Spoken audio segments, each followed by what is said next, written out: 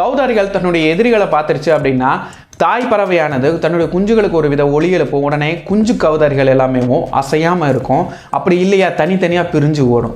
அசையாமல் இருக்கிறனால அதனுடைய வண்ணத்திற்கும் சுற்றுப்புற சூழலுக்கும் ஒரே மாதிரி இருக்கிறனால எதிரிகள்னால கௌதாரிகளை கண்டுபிடிக்க முடியாது. பிரிஞ்சு ஓடுறதுனால எதிரிகள் குழப்பமடைவாங்க, அப்படியும் தப்பிக்க முடியும். அதையும் மீறி எதிரிகள் உள்ள வருது அப்படின்னா கௌதாரிகள் தன்னுடைய குஞ்சுகள் எல்லாத்தையுமே புதருக்குள்ளே மறைய செஞ்சுட்டு இது மட்டும் தனியாக போய் நின்றுடுது. தன்னுடைய இறக்கை ஒடிந்தது போல் பாவனை செய்யும். உடனே அந்த எதிரியானது இது நமக்கு எளிய இலக்கா இருக்குது அப்படின்னு சொல்லிட்டு இந்த ஒடிந்து இறகுடைய இந்த கௌதாரியை பிடிக்க வரும். உடனே இது ஓடி போய் தப்பிக்க ஆரம்பிக்கும். இளம் கௌதாரிகள் எல்லாமே சமூகமாக வாழக்கூடியது. ஒரு பறவை எதிரியை பார்த்துருச்சுனாலுமே எல்லா பறவைகளையும் எச்சரித்து தப்பிக்க வைக்க ஆரம்பிக்கும். கௌதாரிகள் வாழ்நாள் முழுவதும் தரையில் தான் வாழக்கூடியது. இரவு நேரத்தில் தரையில் இருந்தால் தன்னை வேட்டையாடக்கூடும் அப்படின்னு சொல்லிட்டு இரவு நேரங்களில் மட்டும் மரங்களில் ஏறி வாழக்கூடியது. இந்த மாதிரி பல யுக்திகளை கையாளுது எதிரிகள் கிட்ட இருந்து தப்பிக்க.